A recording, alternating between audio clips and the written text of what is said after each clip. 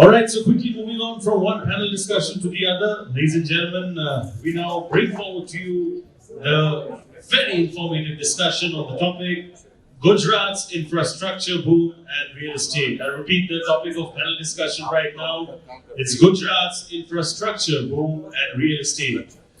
Like I said, I'll be introducing our honorable moderator first, and then I'll be introducing our speakers in alphabetical order. We have Paresh Sharma, former Chief Town Planner, Consultant, Gujarat Infrastructure Development Board Department, as the honorable moderator of the session. Give it up for Paresh, sir, please, ladies and gentlemen. Thank you so much, sir, for joining us over here. Namaste. The claps itself speak, but then मेरा फर्ज बनता है कि मैं बोलूं, so of course मैं बोलूंगा. Paresh ji has retired as the Chief Town Planner of the Gujarat Infrastructure Development Board, Department of Industries, Government of Gujarat. He has also held the position of Joint Secretary, Urban Development Department, Government of Gujarat for more than 7 years. He's also had more than 35 years of experience in framing urban policy and legislation, urban governance and administration, management of public land, formulating development plans and land pooling schemes, urban finance, appraisal management and implementation of projects, and everything else in this world, such as the level of experience. Give it up for Paresh, sir, once again, please, ladies and gentlemen. Thank you, sir. I request you to kindly take your seats. All right, quickly introducing our honorable speakers for the session in alphabetical order. May I please invite Atman, Desai, Partner, Infrastructure and Project Khaitan and Co. on stage. Give it up for him, please, ladies and gentlemen. He has over 15 years of experience in advising developers, investors, contractors and lenders on transactions involving various infrastructure sectors such as ports, data centers, power, both conventional as well as renewables, mining, highways and oil and gas downstream. He regularly advises on regulatory aspects involving public-private partnership projects, bidding for infrastructure projects, and assists clients in negotiating a broad spectrum of commercial and project development contracts. Give it up for Mr. Desai once again, please, loudly, ladies and gentlemen, and over here. I seek your cooperation for this wonderful, wonderful session. We next have Parth, Patel, Managing Director, Kavisha Group over here. He's completed his engineering from the prestigious University of CEPT and further pursued MBA from the renowned Nirma University of Ahmedabad. He leads Kavisha Group, a privately held construction firm based in Ahmedabad, established way back in 1999. Give it up for Mr. Parth as well once again, please. मुझे यहाँ पे turnout थोड़ा कम दिख रहा है, लेकिन energy की कमी नहीं होनी चाहिए, right? Please continue the appreciation game. We genuinely want that. We next have Sinha with us, who is the founder and managing director of Savvy Group. He leads Savvy, a progressive construction company that believes in changing the paradigm of the construction business by adopting innovative technologies. It is with this approach that it is ISO 9001 ratio 2008 certified, and will be the first construction company to have CRI SIL rating in Gujarat. Sameerji is also extremely passionate about sustainability and technology. Under his leadership, Savvy is today the leader in green building development in Gujarat. Wonderful initiative. Give it up for him once again, please, ladies and gentlemen. Sustainability is truly the need of the hour, and we seek that for future. Thank you. We have Suresh Patel over here with us as well, Director, Gujarat State Road Development Corporation, President, NAREDCO, Gujarat. Give it up for him, please, as well, ladies and gentlemen. He's the Chairman, Managing Director of the Surya Group, and also holds the position of Honorable Secretary at NAREDCO. He's the former chairman, of Kedia, Gujarat, and former President, GICEA. Suresh is also the chairman of Project Vishwa, Umiya Dham, and founder secretary of Sardar Dham. Give it up for him once again, please, ladies and gentlemen. Apologies if I got any pronunciation wrong. The intent is not wrong. And we also have Dr. Vatsal Patel, who's the founder, Setu Infrastructure, President, GICEA. He is the past president, Gujarat Institute of Civil Engineers and Architects, and he started his career as a structural engineer and then served the local government in urban planning policy making as well. He was also the technical consultant for Gujarat and member of National Building Code Sanction Committee. His expertise lies in urban governance and execution of large public projects. Give it up for him once again, please, ladies and gentlemen. The topic for the moment, like I said, it's Gujarat's infrastructure boom and real estate.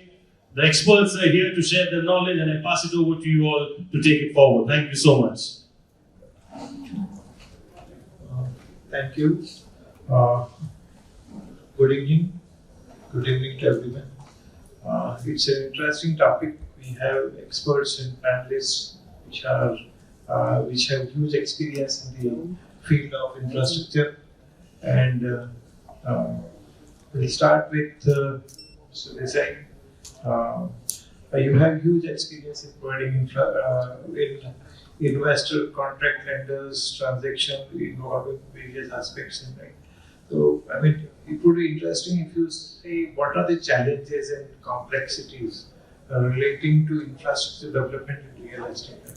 With the state perspective, how infrastructure what are the deterrents, what are the challenges? That would be interesting.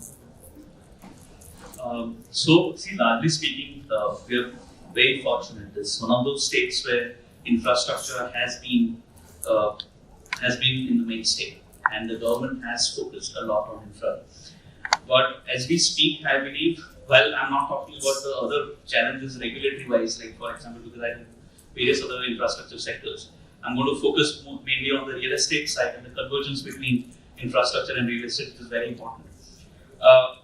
The issue largely comes down to aspects around land aggregation. It comes to issues around conversion, zoning, and various other aspects in which you actually acquire land for, say, for example, large solar projects, large wind projects, data centers, and things like those, right? So I think, and there are issues around right of way, right of use. I'm sure a lot of people here would know that the Great Indian Bustard issue actually hit a lot of projects across Gujarat and Rajasthan, and as a result, a lot of land acquisition was a challenge. So largely speaking, from an infrastructure point of view, while Gujarat has been in forefront of providing plug and play model with facilities like Saman and Gift City, and I understand though of course it's going to take time, but at least there's some intent here. But the same, I would say that we are still better placed compared to some of the other prominent industrialized states in this country, where we actually provide developers and we provide infrastructure majors free, good access to electricity, power, and other things. So I think largely speaking, these are challenges which I don't think they are unsurmountable as far as Gujarat is concerned, and that's possibly the reason why our average GDP growth rate and our average year-on-year growth rate is better than the national average. It would be interesting if you can tell something about what investment requirements would be, or something, if you can have some idea.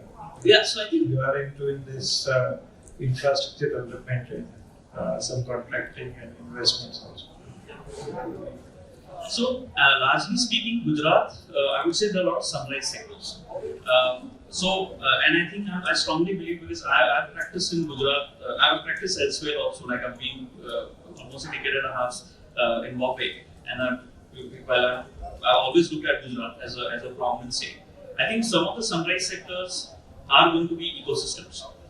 And I think from 5 years from now, 10 years from now, Gujarat will do much better in terms of GDP contribution if it starts exploring ecosystems. And what I mean to say is semiconductors, for example, or data centers, or warehousing, logistics, right? Hospitality, hotels, right? Hospitals, for example, right?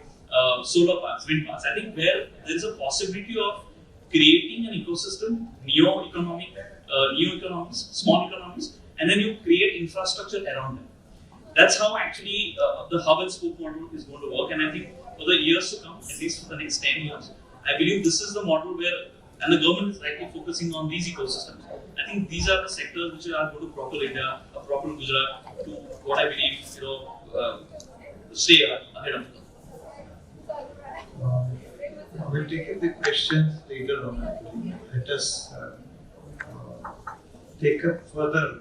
Mr. Parth, as Mr. Desai said, that there are like logistics hubs and all those. How to relate it with real estate business? Ultimately, both have to be balanced. The logistics and manufacturing and other infrastructure, that has to be coupled with real estate. Then only people can generate wealth. From that perspective, what is your idea about how should it be related, and what are the deterrents, or what are the linkages, backward linkages you would like to If you can say something about it. Like as we all know from the ancient times, the infrastructure and the real estate both are almost the mutual beneficiaries, and they go hand in hand. So whenever the city, there is a small town, when it goes big to small city, then mega city, then metro city. So infrastructure plays a vital role. And I would say, like whenever you have a good transportation systems, like BRTS, metro, all the good highways, that allows your city to cater all the kind of demands of the real estate, whether it is a residential, commercial, logistic, warehousing, manufacturing, all kinds of things. So, and there are also so many things like airports, good railway stations connectivity, which allows your city to grow in a particular manner. And there are some infrastructure development which are related to this kind of infrastructure only. Let's say you have an aerocity kind of thing, and just beneath within the airport, after just beside the manufacturing city, you have a good highways connectivity. There are good highways which are connected to the major cities, like in Gujarat we have like Bombay to Delhi corridor. So that allows your city to grow better. And I would say, like for particularly Gujarat cities, TP schemes has played a vital role as the main infrastructure. So wherever your city is growing, it grows like 5-10 years. I can give you an example like Bangalore, Pune, Delhi NCR all. So they have grown like in 10 years they have grown like anything. But they didn't have that kind of proper infrastructure of TP scheme and all. So at this point of time they are exhausted. The growth is not that high. They're like taking 2 hours or 3 hours time just to go to the city from end to end. So like where we have a TP scheme kind of thing. So Gujarat city, every city has that kind of development through the TP schemes. There, even the prices in the city center is not growing, and in the outskirts of the city is growing. The connectivity is better. So you don't find even a single city in whole India, other than Gujarat, where you can rotate the whole city in just few minutes. You can reach the city of the center from any of the part in just 40-45 minutes. So that's the beauty of TP schemes. And that allows your city to grow whenever you want, how much you want. So that's the beauty of the infrastructure. It is interesting. I mean, you highlighted certain aspects, but what do you think? Which can be the global benchmark if you try to look Ahmedabad to be upgraded? I mean, some vision should be there. See, recently Aura is preparing a master plan, right? And there are likely that it is all likely that what should be the framework. How do you benchmark it in comparison to other states? You must have visited other parts of the globe also, right? So benchmark is most important. Then only one can try and look into how investments would come, how organization of the organizing the infrastructure would happen. So some benchmarking would be interesting. People, everyone would be also interested in that. Yes, sir. So the best answer I think you can give as the senior chief city planner. As a real estate player, I can give you some instances.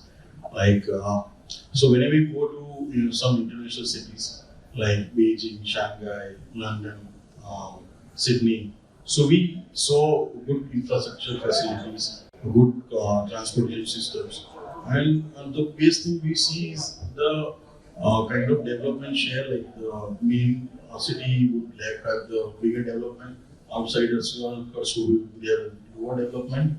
And the base thing is the beautification of the road, beautification of the infrastructure, the separation of the things like commercial is separate, logistics is separate. So that kind of thing, people would have, like India cities have so many people other than outer cities. So we also need to have that kind of infrastructure which will cater to people. All people cannot afford that kind of luxury. So public places, that kind of landmark which will enhance also the tourism of the city and also enhance the lifestyle of the regular people, which will comfort them to live in the same city. Yeah, good. If you have something you would like to see Ahmedabad like Beijing or certain cities which, right? Why not to compete with the global now? Yeah. There are challenges in achieving every thing.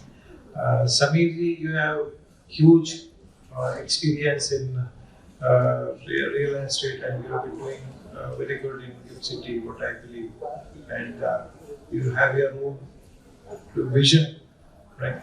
Now, how do you think Gift City has been? Is it that we should replicate that? And that's a, I mean, here we have a benchmark. You have done something in Gift City also. So, I mean, it would be interesting if you say something about what are the challenges, what you have been facing, how it can be replicated in other than government land. This is government land, everything, Gift City, how it can be done. Thank you. If I had the same question that Parth had, is what is the benchmark that I would compare with? I think the best benchmark is excellent. For centuries in India, we've had development-led infrastructure, where we start building roads after we have built buildings.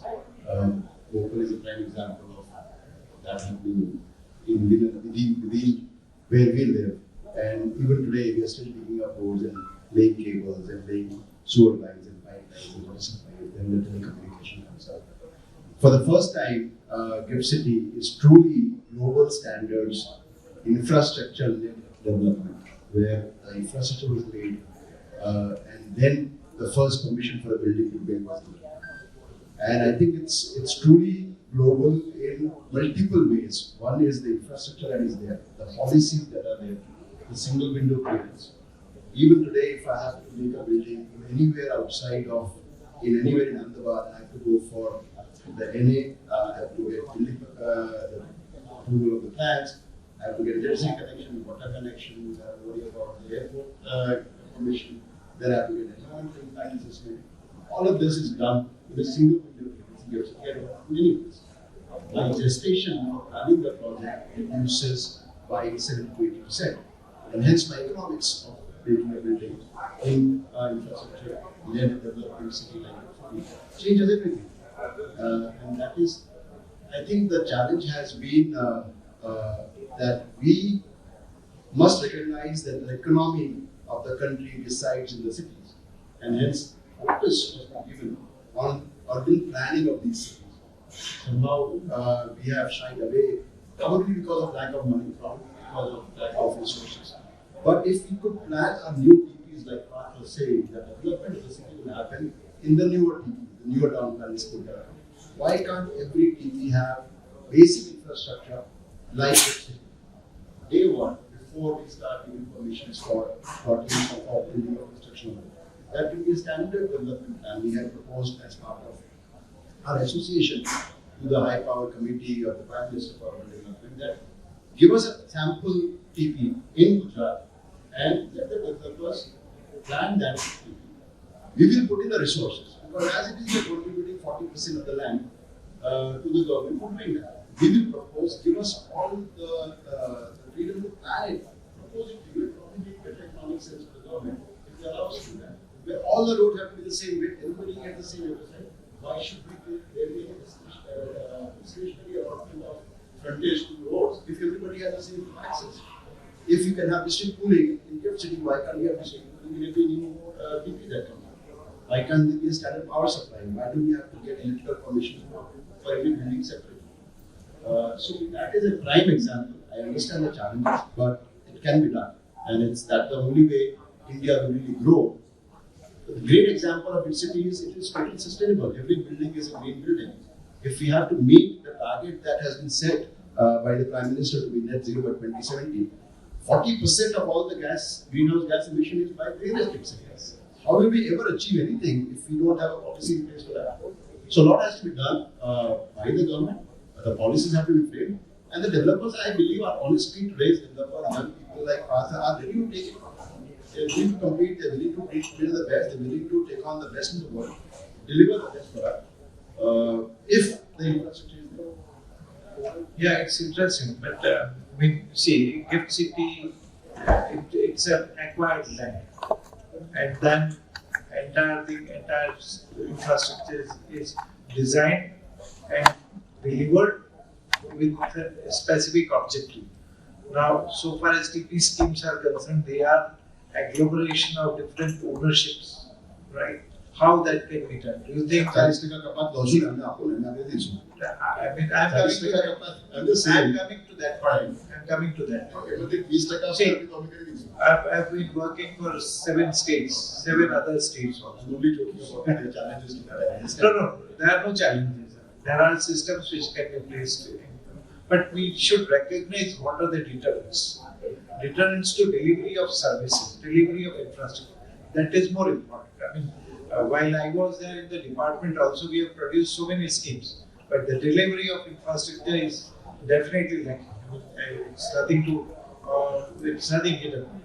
Now, what can be the technological challenges which you think if we replicate this model of infrastructure which Gift City has to other areas, or should we emulate Gift City like we have Shantigram? It is as good as a city like Gift City, all entire land acquired. Should we have similar policies which bring in what sort of things? No, I don't think we need to acquire land necessarily compulsorily. I think this can be done voluntarily. Look at the ring road. 100% voluntary development. Which city, what problem did we face? And which, like we were talking, Ahmedabad has connectivity. You can get to the airport in less than 30 minutes from anywhere in Ahmedabad, or 40 minutes at max. Which city allows that? I mean, we are almost a population of what, 1 crore now? 70, 80, 90 lakhs. Yes. And we still can get to the airport in less than 40 minutes. The living conditions are brilliant.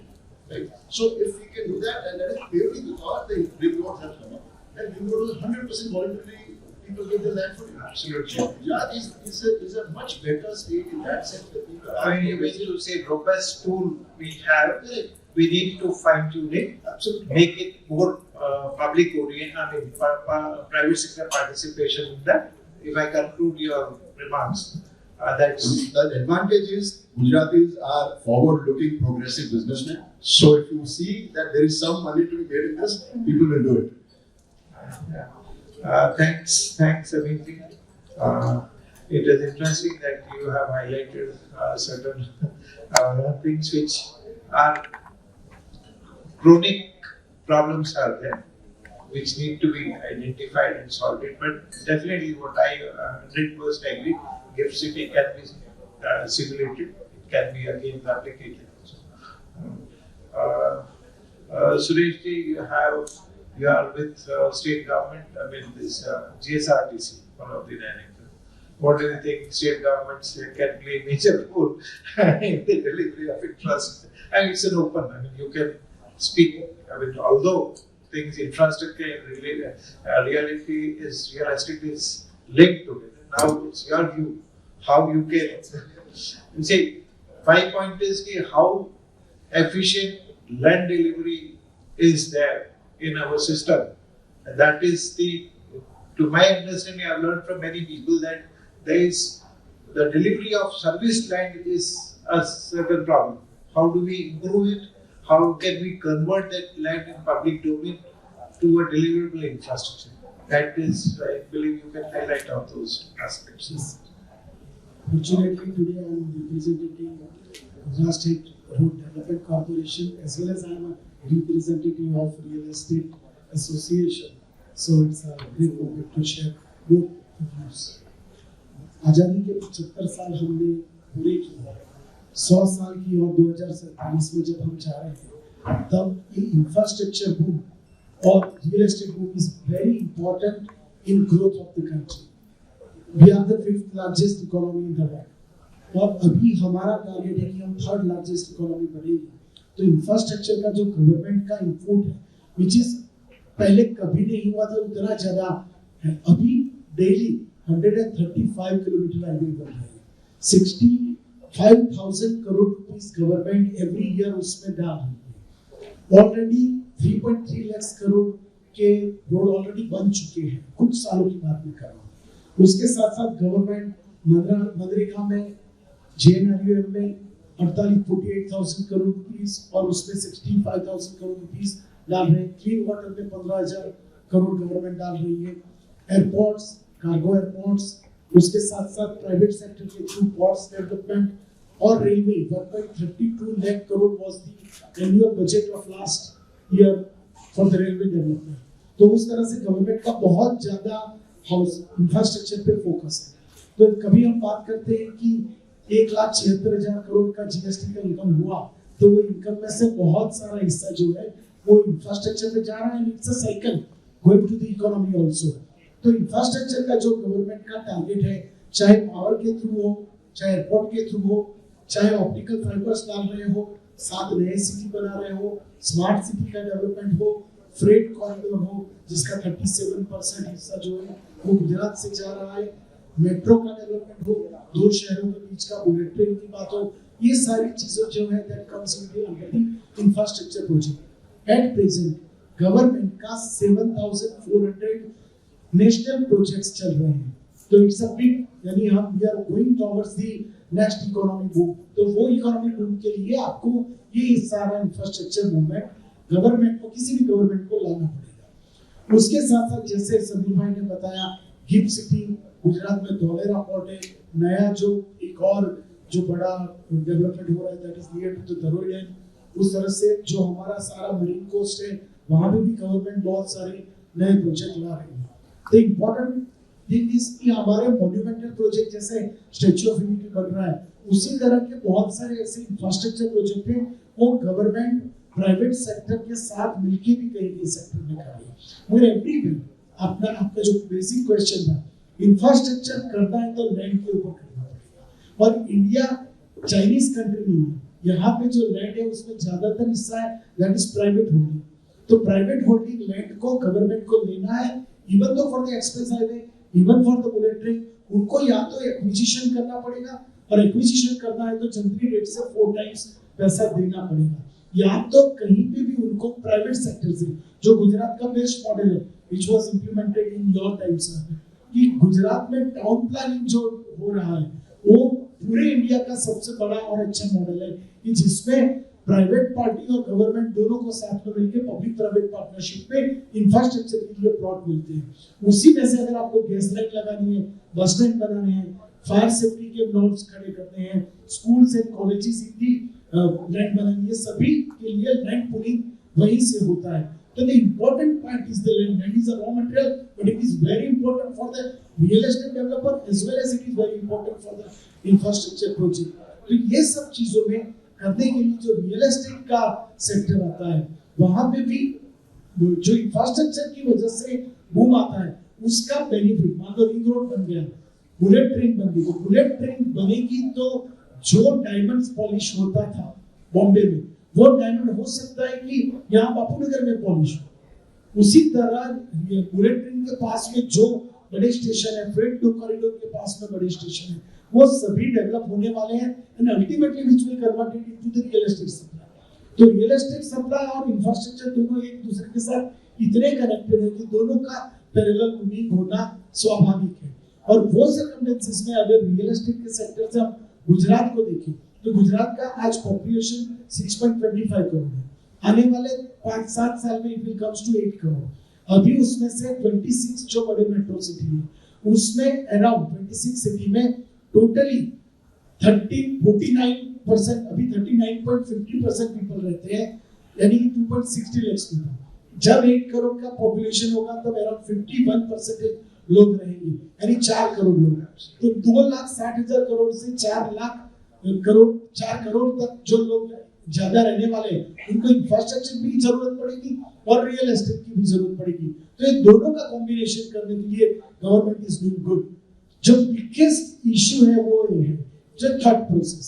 मैं पार्थ भाई की जो बात थी उससे को जरा सा आगे ले जाता हूँ। ओसाका इज द सिटी जो जापान में है, उसमें 1933 में पहले मेट्रो रेल बनाई and that is the only city जो 3 लेयर में है, यानी उसका बेसमेंट में 3rd लेयर में मेट्रो जाएंगे और जो फर्स्ट लेयर है उसमें शॉपिंग मॉल एंड फाउंटेन्स और उसके सेकंड में दूसरे इंफ्रास्ट्रक्चर प्रोजेक्ट्स है, यानी सिटी 4 टायर में है। अगर 1933 में जापान वो सोच सकता है तो इंडिया में भी वो सोचने की आवश्यकता है। दैट इज द ड्रॉबैक, यानी थॉट प्रोसेस जो है वो हमें और आगे ले जाने की आवश्यकता है। और सबसे दूसरा जो बड़ा चैलेंज किसी भी इंफ्रास्ट्रक्चर में आता है, जो इंफ्रास्ट्रक्चर फंड होता है, पहले भी गवर्नमेंट ने पॉलिसी लाए थे बीओटी बेस पे, यानी आपको जो उसका टोल टैक्स है वो प्राइवेट कंपनी को मिलेगा और पूरा एक्सप्रेस वे है वो प्राइवेट कंपनी को बनाना, मगर नहीं सक्सेस हो पाया। नहीं क्यों सक्सेस हो पा रहा है? जो फंड मिलता है वो सिंगापुर में या यूएस में जिस बैंक का रेट ऑफ इंटरेस्ट होता है वो 2% 3% होता है, यहाँ पे बैंक का rate of interest is 13%। Sir 13% interest लेके कोई भी आदमी 6% रेवेन्यू पे पैसे नहीं डाल सकता। तो इंफ्रास्ट्रक्चर में गवर्नमेंट अपना कितना भी पैसा डालेगी, जब तक पब्लिक प्राइवेट पार्टनरशिप नहीं होगी और गवर्नमेंट की ओर से इंटरेस्ट की सब्सिडी नहीं होगी, मेरे हिसाब से वर्ल्ड के जो टॉप क्लास सिटीज है, शिकागो का डेडेड लाइन है वो 100 साल पुराना है, आज भी उसको बदलने की आवश्यकता नहीं है। हमारा सर 5 साल में वो ओवरफ्लो हो जाता है। तो ये सारी चीजें करने के लिए गवर्नमेंट को सब्सिडाइज बैंक इंटरेस्ट देना पड़ेगा। You rightly said that financing is one of the major issues about it, but it relates also to the structure of delivery of infrastructure. I mean, presently, AUDA deals with planning, AMC deals with planning, development, everything. There is no separation between the infrastructure development company, which is more accountable towards infrastructure delivery.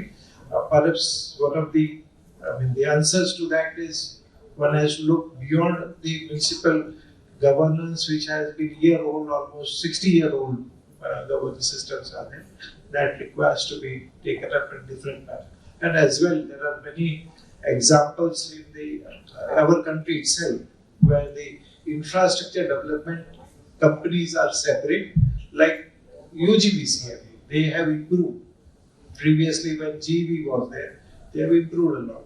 There can be many ways it can be done. But Suresh, I would be interested if you say something more on. We are only talking about Ahmedabad, Baroda, Rajkot, Surat, bigger cities. In next 15-20 years, there will be huge development in these two second tier and third tier cities. That is also one of the challenges. I think so that also we need to focus it on. Maybe not today, sometime later, but that is one of the biggest issues which is there. We are unable to deliver infrastructure in bigger cities, and the lower towns, there are again other problems, right? The peripheries which are developing within, beyond this municipal corporation, that itself is a big issue. Thanks, Suresh. Yeah. But I'll be taking last round once again to all the for conclusion. Vatsal, you have, you are one of the stalwarts of AMC. You have done huge work in AMC. You see, my worry is, infrastructure is required, right? Densification is also happening to reduce the travel distance to the periphery. Farthest distance will require more densification, right?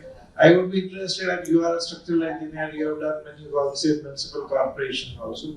What are the safety requirements and how do we deal with this situation of densification? There will be challenges. You cannot have GIFT everywhere replicated. What are the policy interventions, technological requirements? You are aware. From 20 meters height, we have gone to 100 meters. Right? And what are the challenges with safety and how do we deal with it? What can be the... See, it's open. You can talk other aspects also, but I would be interested if, we have recently 4-5 incidents which has happened about fire. That is one of the topics which requires, what are the infrastructure requirements for safety purposes? Thank you, Paresh. Very important question to raise about safety, but let me tell you that the quality of work which is going on in particularly metro cities of Gujarat is now far better than before 10 years. So now, because of the economy and overall things, now normally developers or real estates are not cutting costs in the particularly structural safety as well as fire and all these things. Let me tell you publicly that if there is a fire safety, there is a view permission in that TRP zone, then also the same type of accident can be possible because it is question of public discipline. It was not the failure of the system, it was the failure of the public's discipline and the public awareness. No doubt media try whatever they say and they try to prove that there is no fire safety provision implemented or there was no view provision, but it is not the case. Let me clear on that thing. Other thing that I want to share with this platform and through this good audience, that we are always talking about the infrastructure, about the road, drainage, water supply, electricity, transportations. But now it is time to think for the metro city, for the social infrastructure. If our social infrastructure, that is, if we want to make the resilient city, we need a very good social infrastructure. And particularly when we are talking about the social infrastructure, it is the open space, garden, greenery, that is good. But at the same time, good quality of schools. Because good quality of schools, good quality of infrastructure like fire brigades, good quality of libraries is there in the society, then definitely our new generation will be more conscious and more awareness about the public discipline. See, whatever good quality of infrastructure you are providing to the public, but if public is not very much sensitive about how to maintain it and how to use this public infrastructure, then there is always a question. See, good quality gardens, lots of good playground equipments we are providing as a municipal corporation, we were providing. Just our tender is also making more precise about the quality. But when we are seeing that it is misused by the public, and there is no sensitivity about maintaining the proper discipline in the public place, then probably it is not overnight it is not possible that you can teach the public. And that can be only possible through the social infrastructure like good quality schools provided by the government, good quality of the public discipline showcased by the seniors, then only that can be possible. So for me, other infrastructure is very important. The social infrastructure is, I think, it is the need of the time. I was about to ask that same question that you took up directly. That's a very good part. I mean, do you think there are requirements of change in design of your schemes which cater to become more inclusive of such infrastructure? Is softer infrastructure otherwise? Up to some extent you are right, but when we are contributing 40% of the land of I'm talking about no more contribution. Yeah, that It is is very important. more Because better 40 design. is the highest limit, I See, think. you have worked with municipal corporation as well. I have worked with. We have deducted much of the land from everyone. Yeah. That is. There is an example of 25% reduction and then also a good infrastructure. I'm coming to that. 25% in Navaratpura and 50% in Praradana. Yeah. Both are classic examples which cater to the population. In Navaratpura, you find this law garden with the 25%. Yeah, that's what I'm coming to that point. But how do you think there is requirement of more design, better designs, more inclusive designs, TP schemes to be designed by private sector rather than sitting within the municipal corporation? Let me tell you that some more innovative thoughts should come in. let me tell you that originally when I started my career, it was only the government's privilege to make the TP scheme. And I was the first person who made the TP scheme by privatization. And probably that Anita Karwal, now is the chairperson of NAREDCO, he was my deputy commissioner. And first time I convinced her that let us try with private developer. And in 2002, we started to make the TP scheme by the private consultants. But apart from that, lots of new technologies, GIS, AI, everything is now possible. We have lots of new technology for surveys, drone survey, and everything is available. So more precise, more accurate, and more fast TP scheme can be possible to make the TP scheme. But the major problem is the execution of TP scheme, and that is we are very much silent in the town planning act about how many years it is required to make the TP scheme executed at site by the local government. So there must be some provision that.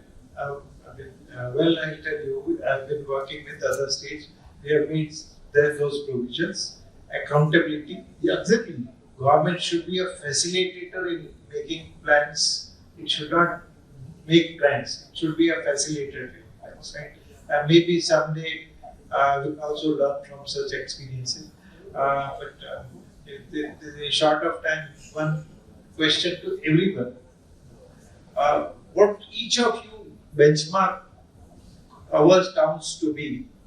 I mean, it can be any town in the country, abroad, like one you said about one of the cities. I mean, what can be the benchmark? Suppose if we try to look from the point of view of social infrastructure, physical infrastructure we are benchmarking too much, but something related to social infrastructure, delivery of services, technology involvement. I mean, unless until we don't benchmark, we will not improve. We will not progress. I'll take that on because it ties into what Vatsal just said. We are supposed, I believe, 10 minutes, 5 minutes, 5, 6 minutes. Right? We'll wind up in a minute or so. Right. And I want to clarify this, that everything that is being done is great, but we're not focusing on things like placemaking. We're not focusing on things like design thinking. So even with Gift City, what is missing is exactly like he said, where is the social infrastructure? Right? So we cannot focus only, cities are not about iconic buildings. Cities are about how good does a citizen feel about living in that city. A smart city is not a city which has technology, but a smart city is a city where citizens feel safe, they feel they can communicate, they feel there is innovation, they feel there is collaboration. And that comes from places of where people can meet, greet, interact. Absolutely. And that placemaking, I mean, if I think about it, very much an example, where is the law garden of the new TV scheme in Gujarat? Yes. Where is the place where there is a vendor, there's a even the Khani cow gully or whatever we call it. I'll add Where is that street there? I'll add into your view. I've been working with Bhubaneswar. I find Bhubaneswar to be one of the best towns. Indore. Indore is one of the best towns. I mean, there are why should we look at several examples? We have enough and more examples within India, even within Ahmedabad, which are places which are wonderful examples of what can be done. Yeah. But provided we pay attention to these, and not all of this has to come from the government. I mean, developers have created placemaking because there is no placemaking done by the government. So we have, I mean, if you look at, for the lack of a better example, all the gaming areas that have come up, or the urban chalk that has come up, that is a replication of law garden that we created. Because there was no law garden available in this side of the city. Sameerji will have to. मैं उसी question में last point है, अगर आप south Korea में जाएंगे, south Korea में जो स्मार्ट सिटीज बन रहे हैं, उसमें गार्डन भी स्मार्ट है, सिटी भी स्मार्ट है, gas line is also smart, water supply line is also smart. यानी आपको लीकेज है तो गवर्नमेंट के कंप्यूटर पे पता चलेगा कि कहाँ लीकेज है. अगर आप नए सिटी बना रहे हैं, इतना पैसा खर्च रहे हैं, और मेरे हिसाब से जो डिडक्शन की बात हो रही थी 40%, उसमें से 15% जो लैंड गवर्नमेंट के पास आता है, हर वक्त जिसका परामर्श लेने के लिए सालों लग जाते हैं, वो 15% लैंड का अगर ऑप्शन होता है, तो साउथ कोरिया, जापान, यूएसए और यूके सबसे 10 गुने बेहतर स्मार्ट सिटी हम अहमदाबाद या गुजरात में बना सकते हैं. जस्ट वो 15% जगह जो है, वो गवर्नमेंट अपने पास 20-20 साल बचा के रखने की बजाय उसी साल ऑप्शन कर. Yeah, very well taken. But the important point is to make the auction, the procedure is so tedious and so old. That when the government I'll tell you. easily dispose it, I'll tell you. I think it is better than why should we? No, you see, point is, Just leave that 50% to the developer. Yeah. the point is this, that 15% should not be taken. It should be used for infrastructure. I mean, why do you want to do business? I mean, that's no. See, Government I mean, difficulty and those will be any other comments? 1 minute, and then we'll have some questions from the I audience. would like to add one thing, like if you travel across India and even the outside, so the kind of quality and the kind of at what price we are giving, I think Ahmedabad suits as the best city, which is the cheapest, the most quality. Even if we have invited so many people from outside, and they have come, so many people have come to Gujarat for the first time, and they were amazed to say, like, 4,000 rupees में आपको एक टाको ना. They have never seen this kind of quality. So for buildings, I don't feel like we have to evolve day by day, but not just look up to the international thing and just take it those things here. because that doesn't match our environment. We have like 8-degree temperature also and 44-degree temperature also. And I think we should also have a green infrastructure policy which will allow city to breathe. Like we should, every existing needs a lungs for the oxygen park and all. Shortage of time, we have to avoid that. Discussions on this can prolong quite long. But it was a wonderful discussion. I am thankful to Mr. Desai, Parth, Samirji, Sureshji, and Vatsal.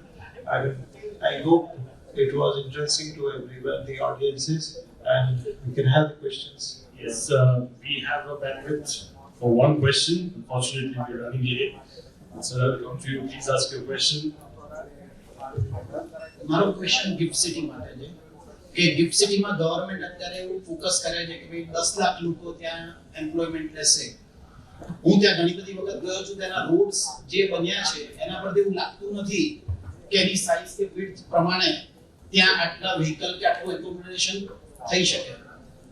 અને બીજો question એ છે કે જે હમણાં notification જે cancel થયા અમુક city અમુક વિલેજીસને કેન્સલ કર્યા ગવર્નમેન્ટે, એનાથી અને જે રેટ જે રીતે ત્યાં વધ્યા છે એ રીતે એવું શક્ય છે ખરું કે it will be convert in a ghost city in future? There will be more supply of real estate in GIFT City in the next 5 years than there exists on SG Highway today.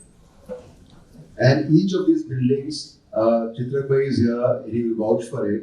Each of these buildings are today, existing buildings are too, there's hardly any space available for people to buy. That is how much the demand is there, existing demand.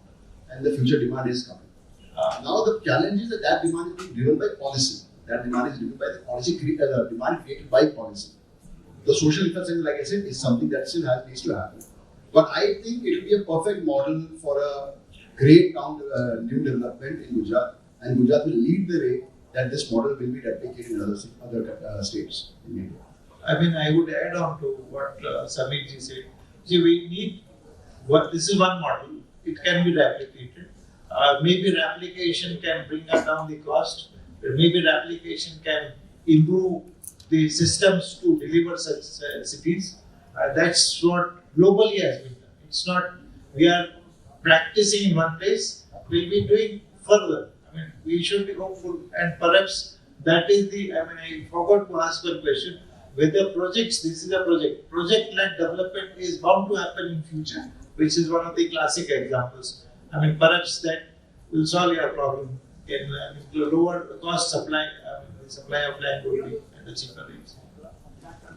One thing that I want to just add to that question to the audience also, that see, we have two examples. One is Dolera and another is Giri. And in both the cases, we found that government initially take lots of interest, and at one point of time they lost their interest. And because of that, lots of people are actually feeling that the investment in that area is not in favor of money, or they are not is a good investment. The same thing is एक चीज सीख लो, सरकार पे इतना भरोसा मत करो कि आपके पैसा लेके वो डूब जाए और साथ में आप भी डूब जाओ. कहीं भी हुआ है तो यही हुआ है, particularly क्योंकि this type of projects required 20-25 years constant support from government. And unfortunately, we are a democratic country. Every time you will not get the same mindset of political people who is taking the decision. So when there is required of constant 25 to 30 years of constant government support, that is not the lucrative way to invest the money. Remember this. For the entire country I am talking. This is very important. Yeah, thanks to all the esteemed participants and. Thank you so much. All sorts of please, everybody on the back, show some energy, show some noise, make some noise, please, for the sake of jalebi, fafra, and everything. और थोड़ा जोर से please ताली बजाइए आप लोग. Wonderful session indeed. Thank you so much. I request all of you to kindly come over here and pose for a special group photograph.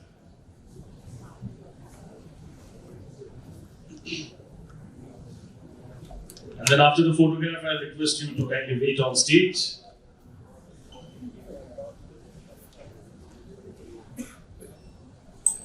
Thank you so much for those wonderful insights and all the knowledge that you all shared from your end. It was truly, truly interesting in the true sense of the term. Thank you so much. I request all of you to kindly wait on stage. I request current Kedia Vice President in Zomaniacs to kindly come up on stage and hand over the token of appreciation to all our guests. I request you to wait kindly, sir. Give it up for Mr. Karan Kedia, ladies and gentlemen. By give it up, I mean this. Yes, thank you.